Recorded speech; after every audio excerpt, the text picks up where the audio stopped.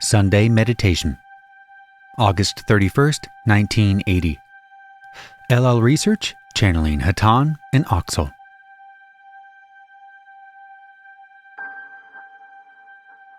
Carla, channeling. I am known to you as Hatonn, and I greet you in the love and the light of our infinite Creator. It is a great privilege to share your meditation and to enjoy each of your vibrations.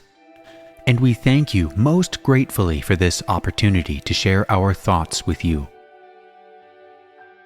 Tonight, we would like to speak about the sphere that you call Earth, and the experience that you call your life, and its relationship to what we may describe as love. We would begin by telling you a little story. The story of a young girl who felt that those about her were not speaking the truth. She listened to her parents, to her teachers. She listened to the words in books of intellect, of philosophy, of religion, and all seemed to be of no essence. All things seemed to her to partake of a kind of translucence. She could indeed see through each statement, each belief, and see that there was lacking a central truth.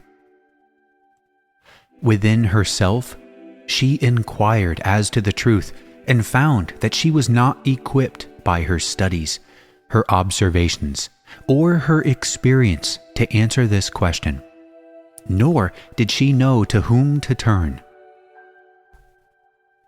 One fine fall day, as the sun filtered through the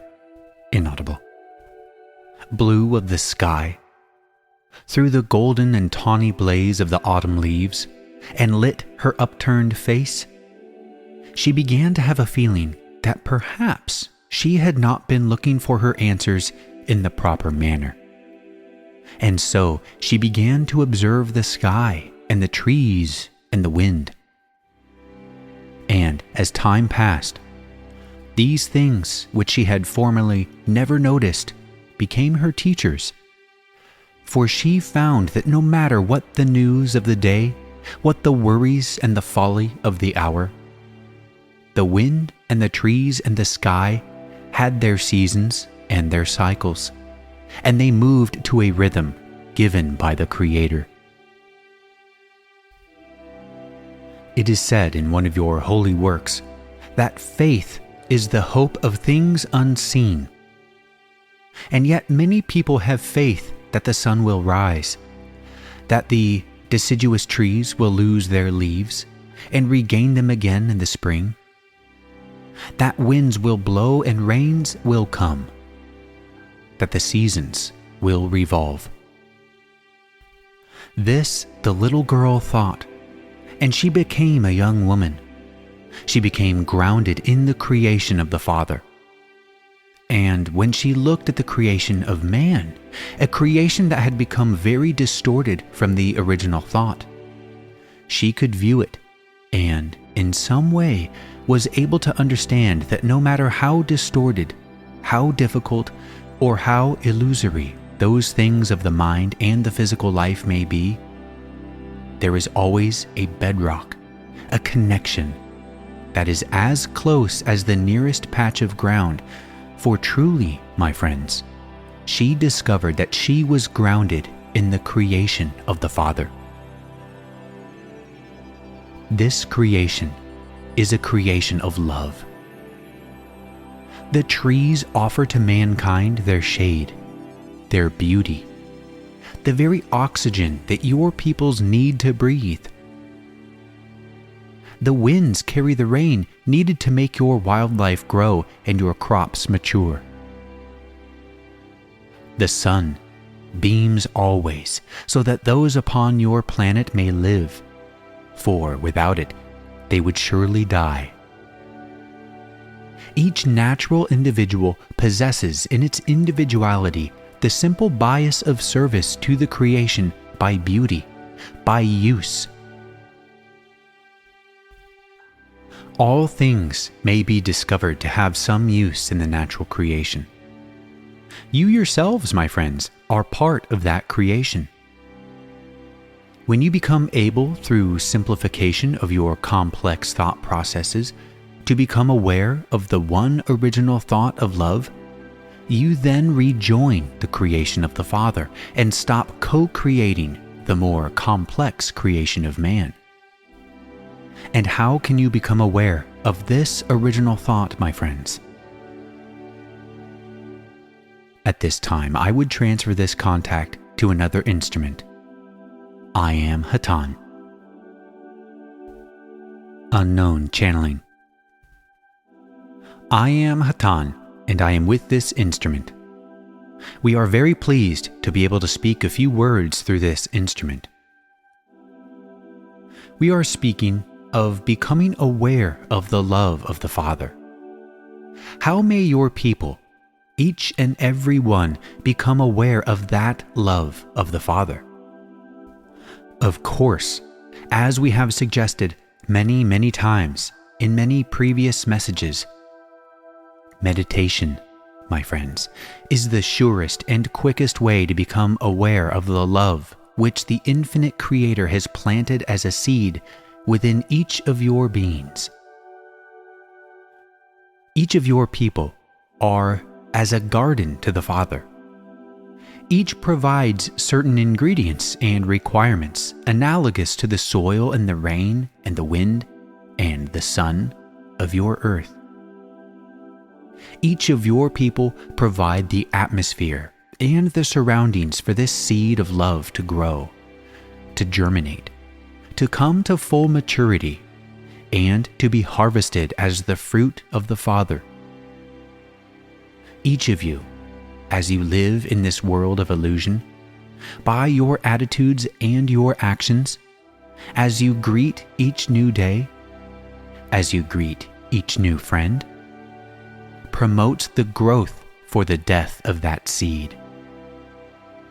Each moment that you spend consciously awake nourishes that seed, provides a watering of devotion that is necessary to cause it to grow. Each time you forget the grand drama in which you partake, each time you forget that it is the Creator whom you meet every day, each day with every person and situation which you come in contact with, each experience either causes the seed to grow or hinders its growth, depending upon whether or not you remember that it is the love of the Father that is within you and each of your fellow creatures. When you forget, you hinder the growth of the seed. We would suggest daily meditation to help you to remember that you have within your being the spark of the Divine Creator. And when you focus upon that reality, the reality within, you bring a light to the world. A light that shall shine and help others to see within their own being their own sparks. By your actions, by your attitudes, you shall help those of your people who are open to growing. You shall help each to water their seeds of love. Together as a people, you create either a Garden of Eden within your being, or you create further illusions that, by your own creation, build a wall around your Garden of Eden and keep you from tasting the fruit of love, the fruit of life. We hope that in some way, messages such as this will help those of you who are open to service and seeking within, to grow and to nourish those seeds, those sparks which are your divine inheritance. For we wish for all of your people to inherit the kingdom of love that is within your grasp, within your being. We would at this time transfer this contact to the one known as Carla. I am Hatonn. Carla, channeling. I am again with this instrument. Our brothers and sisters of inaudible, are with us at this time, and we would like to work with you, if you would wish it, on your conditioning. We will move among you. We would start with the one known as L. If he would relax, we will make our presence known to him at this time.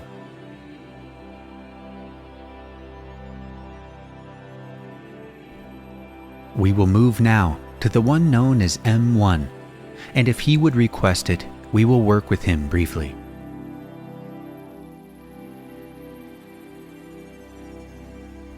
Moving now to the one known as T.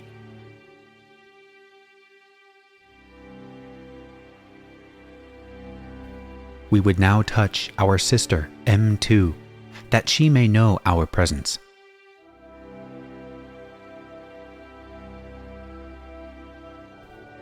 We would now move to the one known as E, and after a period of conditioning, we will contact him and speak a few words through him, if he would relax and allow our thoughts to flow freely through him.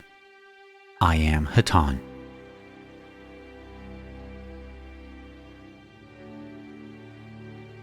Still Carla channeling. I am again with this instrument. I am Hatonn. We have a good contact with the one known as E, but he is analyzing due to a fear that he is not receiving our thoughts. Therefore, we will again contact him. I am Hatonn. E channeling. I am Hatonn, and I greet you in love and the light of the infinite Creator. It is always a pleasure to work with a new channel. We are pleased with your progress. You have been analyzing. I am Hatonn, and I will speak now through the one known as Carla. Carla channeling. I am again with this instrument. I am Hatonn. We pause so that the clicking would be happening between our words. We would share our vibration now with the one known as K, if she would request it mentally.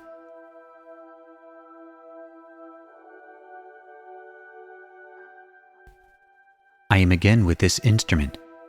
We would now work to deepen our vibration and contact with the one known as Jim.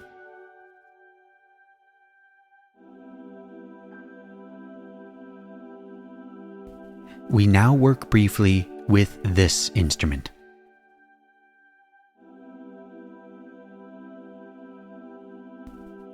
We send blessings all around, my friends, and ask you to understand that although we are not very wise compared to those who are truly wise in our creation, yet we do indeed love our brothers and sisters upon your planet.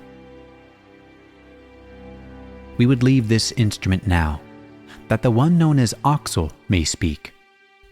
We leave you in the hope of things unseen, in the knowledge of the invisible power of the creation of love, of which we are all an unique and perfect part. We leave you in the light and the love of the one who is the creation. Adonai, my friends, I am known to you as Hatonn.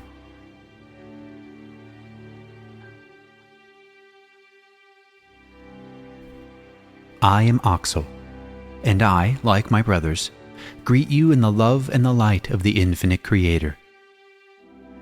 We were attempting to make our vibration known to the instrument known as Jim. Therefore, we would use this method of assuring this instrument of the fact that this particular vibration that he is receiving is the Oxal vibration, and if he would perhaps be able to attune himself to this vibration, we would like to speak a few words through him at this time. I am Oxal. Unfortunately, side 1 of the tape recording the session ends here, but this also ends the transcript.